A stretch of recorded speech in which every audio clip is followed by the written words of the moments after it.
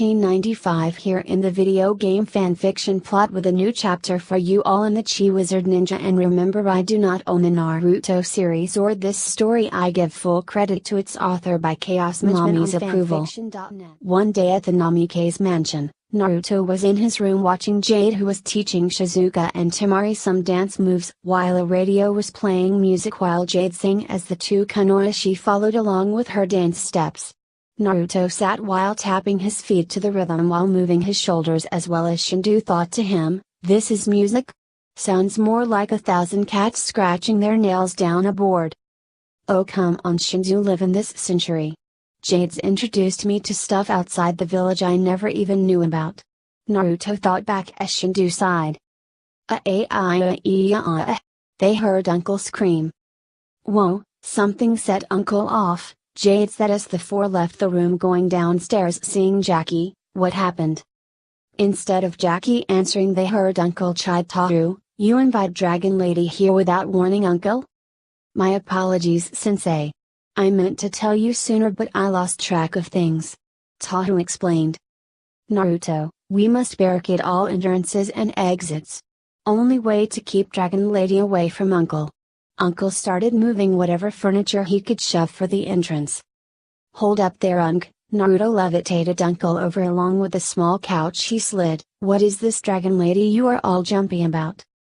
"Sensei is referring to my mother," Taru answered. "Your mother?" Naruto asked. "Mama T?" Jade asked. "That's right. Karanoke and her yodeling kabukis are said to be on tour around these parts this week. Mother loves them," the giant explained. "Well, I love it when Dragon Lady is far away from Uncle," Uncle called. "Does she even know where you're staying?" Naruto asked Taru. "Yes. With old bat's luck she'll be lost in the village for years," Uncle said hopefully.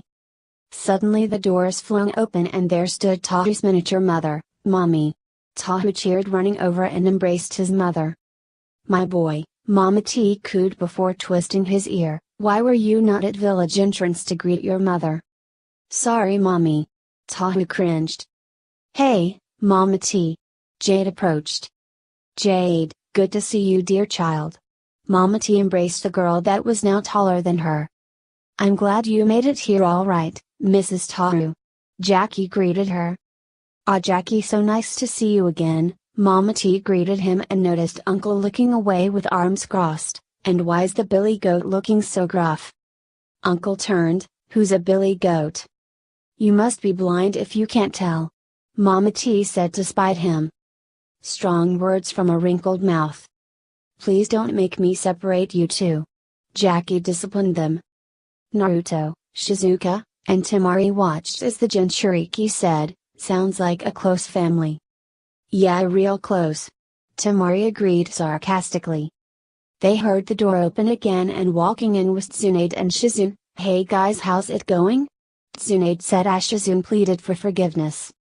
"I'm so sorry." Tsunade was supposed to sign some documents but pawned it off to come here. Taru's eyes lit up. "Good timing, Mother, I want you to meet someone." He took her over to them. "First off, I'd like you to meet Lady Tsunade, Godame Hokage of the village." "Well, a pleasure to meet you," Tsunade greeted. "Ah yes, a female leader, just what this world needs," Mama T replied. "And this is Shizune, the woman I told you so much about." Taru held Shizune close. "Yes, Mrs. Taru, I'm so glad to finally meet you," Shizune greeted. Taru watched as his mother started circling Shizune as if she was trying to evaluate her. As she did so, Shizune was nervous as was Taru until the mother spoke. "This is woman you tell me in letters, Taru?" Yes, Mother," Taru answered nervously. Taru's mom replied, "She kinda plain." "Plain?" Taru and Shizune gasped. "I expected something a little more even from my boy's standards." "Mommy, please," Taru begged her. "Now Taru, I know you haven't had much luck with finding a wife, but it's only natural." His mother comforted him much to his embarrassment. "Now hold on, are you saying I'm not good enough for Taru?" Shizune asked in outrage. "Do not listen to the Dragon Lady," Uncle defended her. "She is too blind to see a good example of woman even if it walks up to her." Like I need to take advice on seeing from a billy goat with no eye for style. Mama T tugged on Uncle's vest. Ha, this is made of the finest Chinese wool. Uncle countered, and the two were at it again with both Jackie and Jade trying to separate them. Naruto cringed seeing this could get ugly and turned to his two foreign girls. What say we get out of here, huh? Yes please. Shizuka said as Naruto held onto the waists of the two girls as a Shadowcon portal appeared below them as two ninja can emerge and take them down through it where they reappeared in Konoha's market. You sure it was safe leaving them in your house? Temari asked. Yes, the way Uncle and Tahu's mother were ready to go at it, they could tear your place apart. Shizuka added. I have faith that Jackie and his family can keep them apart. I mean they know the two better than anyone, don't they? Somehow that doesn't sound too reassuring. Temari replied. Well, if they do any damage, I'll have the Shadowcun handle the repairs. Naruto chuckled as the three walked. The scene zoomed out revealing they were being watched via magical viewing by Zilong and Orochimaru. Look at him, a being such as that Konoha ninja with the most malevolent of fire breathers at his side. What makes him so special that he would refuse to share with me his powers? He is an amusing one, Zilong. Naruto after all is no mere boy, but a Jinchuriki. Orochimaru answered. Even so, not only will I make that blasted dragon pay for betraying my father, but those Chans as well. But first Shindu comes first. And how do you intend on doing that? Even I wasn't strong enough to face him even though my jutsu was sealed away that one time. Orochimaru asked in wonder. Well, Orochimaru, I shall see to it that Shindu be made to pay by sending my own army. Zilong muttered some magic chants, and materializing out of smoke was 50 dark chi warriors, all of them looking like replicas of the original Gan, Ren, and Kui. My dark chi warriors, go to Konoha and see to it that Shindu and his vessel are extinguished. The swarm of dark chi warriors vanished as Orochimaru spoke. And what if your dark chi warriors fail, Zilong? Then I will require more careful planning. The teen dark wizard answered. I see. Well, now if you'll excuse me, I must get back to training Sasuke or he'll get cranky. The ex-Sannin snickered before walking off. Meanwhile, back in Konoha, Naruto and the two girls had stopped at a training ground where Naruto was lying against a tree, while Shizuka and Temari were soaking their feet in nearby stream. Naruto closed his eyes and appeared in his subconscious where Kurama, Shindu, even his parents were waiting. Well guys, what are your takes on Mama Taru? Naruto asked. She is definitely a wild one, as are most mothers are said to go. Kurama said. Definitely reminds me of how Kushina was when we were kids. Minato chuckled until he felt killing intent radiating from his wife, who smiled sweetly. Minato, just how exactly do I remind you in terms of Taru's mother? Kushina smiled sweetly while radiating killer intent, making Minato nervous. Just how strong you both are in terms of standing up to others. He replied meekly. I thought so. Kushina replied as Shindu's spirit floated to Naruto. Your father is at the mercy of your mother. The dragon spirit told him. Hey, if you've seen Shikamaru's and Kiba's moms, you'd see all moms can be like that. Naruto replied. Suddenly Naruto was woken up by Temari and Shizuka. Naruto. Temari called. What's up, Temari? Naruto rubbed his eyes. Shizuka and I were thinking about heading back to your place. I think we've been gone long enough for Jade's family's discomfort. Well, I guess you're right, let's go. Naruto was about to leave until a glowing windmill shuriken almost nailed them if they hadn't ducked to avoid it. What the? Temari gasped as they saw the weapon. Doesn't that belong to one of your dark chi warriors? Shizuka asked. It does, but I didn't summon any of them, Naruto began until Shindu spoke through him. I feel dark chi surrounding us. Dark chi? Temari asked. They looked around and saw standing on the various tree branches were the hundreds of dark chi warriors. Whoa! Naruto gasped. Naruto, please tell me you've been hiring recruits in your spare time. Shizuka hoped, seeing how many surrounded them. If I was, I would have told you guys, Naruto replied. The dark chi warriors summoned their weapons as Naruto drew his sword, while Temari drew her fan, and Shizuka drew her kunai. The army of warriors jumped from the trees and started to fight. Naruto gripped his sword, dashing all around using his enhanced speed while using his sword to slice and dice a few warriors, puffing them away. "Think Kami, I have my lucky rabbit's talisman," he chuckled. Temari unveiled her fan and swung it back. Photon, Daikame Tachi, wind release, great cutting whirlwind. She swung her fan forward, releasing a giant breeze of cutting wind, blowing about 15 of the warriors away and cutting them, resulting in more puffing away. Shizuka used her special kunai barrage techniques in conjunction with her fudan to launch a volley of kunai all around at the warriors, with most of them deflecting her attack. Meanwhile, back at the Namikaze mansion, the fight was still going on between Uncle Shizun and Mama Taru. "You could do so much better, Taru." "Better?" Shizun was getting upset. "My apprentice has fine choice in ladies, but what would old bat like you know about fine choices compared to your choice in music?" Uncle countered Mama T. "At least I have better choice in food, always garlic and mung beans." "Garlic is good for you," Uncle countered. "And I'll have you know I happen to love your son just as much as he loves me," Shizun added until Tsunade and Jackie got between them. "That's enough, you two," Tsunade said.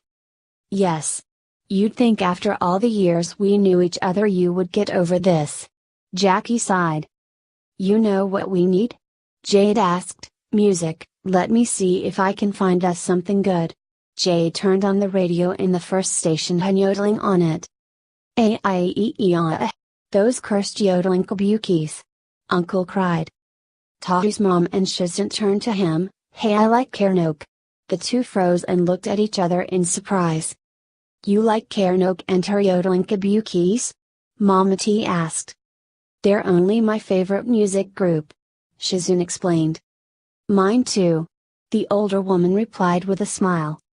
Taru smiled watching and whispered to Jackie, "I like where this is going." Meanwhile, back with the three ninja, they continued fighting the Dark She warriors, but there were still about 25 left. "Well girls, I think we've handled about enough for now. Now it's time to let someone else get in on the fun." Gan, Ren, Kui, Zen, Daisy. His 5 own Dark Chi warriors appeared and saw the 25 other warriors. "Whoa, guess everybody's getting in on our look," Zaku said. "Don't be stupid, Baka," Taeyuya said. "Who are these warriors?" Kimamaro asked. "They're exactly what you 5 are, except they are not your allies," Naruto explained. "Then we don't need to feel sorry for what we do to them?" Ken asked. "Exactly," their master answered. "Perfect," Dasu said as the 5 took off facing them. Zaku held out his bombs. "I'm gonna blow you away." He unleashed powerful wind blasts enhanced by his own Dark She, blowing 5 warriors away and they poofed. "Time for me to shake things up." Dasu held out his arms as his sound amplifiers appeared on them. He flew through the air and dropped down, sending his fists pounding the ground while his amplifiers sent sound waves through the ground, opening up a crack in the ground below another 5 warriors that fell into it. Taeyuya started playing her flute, causing the remaining 15 warriors to move to the beat against their will. "Ken, let's go!" Kimamaro called as the two grabbed their weapons and dashed all around the enemy warriors, attacking them, and they all poofed until none was left. "All right, we did it!" Zaku cheered as the Dark She warrior 5 high-fived. Naruto, Temari, and Shizuka smiled. "Well done team, way to go!" Naruto congratulated them as they themselves poofed away. "They did okay, I suppose," Shindu said. "Don't you think we should get back to the others and warn them of this?" Temari asked. "I agree with her," Shizuka added. "You're right. Let's go." Naruto picked the 2 up and dashed away, heading back to the mansion. When Naruto opened the door, he was met with yodeling music. Wo was playing. "Karnoke," Jade answered. Mama T and Shizun found something they have in common. They looked, seeing Taru's mom and Shizun enjoying the music while Uncle was covering his ears, mumbling to himself, trying to drown the sound out. "Make it stop!" Uncle cried in agony. Mama T turned to Taru. "My boy, you have wonderful tastes in women. I'm so happy for you." "Thank you, Mommy. Tahu smiled. His mother turned to Shizune, and you my dear Shizune, I would be honored to have you join me at Karanoke's concert tour. The pleasure's all mine ma'am. Shizune smiled. Naruto smiled seeing the two getting along but remembered, say Uncle Jackie, there's something I need to tell you that happened to me while I was out. After telling the story, you ran into multiple Dark Shi warriors that were not your own? Uncle called. That's right. Temari answered for Naruto. But how? I thought only Daolan Wang could summon the Dark Shi warriors. Jackie said. We must do research to find out. Naruto, have you caught a Dark Shi warrior for us to trace the Dark Shi back to source? Uncle asked. Naruto looked sheepish. Actually, we destroyed all 50. Uncle whacked Naruto in the forehead. How can we find out source of new Dark Chi without anything to research? The thought didn't come to mind, I was too busy fighting for my life. Naruto rubbed his forehead. Tahu pondered, I wonder about these occurrences with Dark Chi. First Sasuke gains a potion allowing him to absorb the demon Chi, and now these unknown Dark Chi warriors show up. Could they all be connected? It is very likely, Tahu. Uncle agreed. Great, a new evil. Well, not like we haven't seen that before. Jade said. Meanwhile, Zilong was looking into a cauldron of boiling liquid, seeing the Dark Shi warriors that were defeated. You've failed me, but no matter, tomorrow is another day after all. Well, that's the ending of that chapter. I do hope you enjoy this video. If you like to see more, remember to hit that like button, subscribe to this channel and leave a comment down below. Until next time.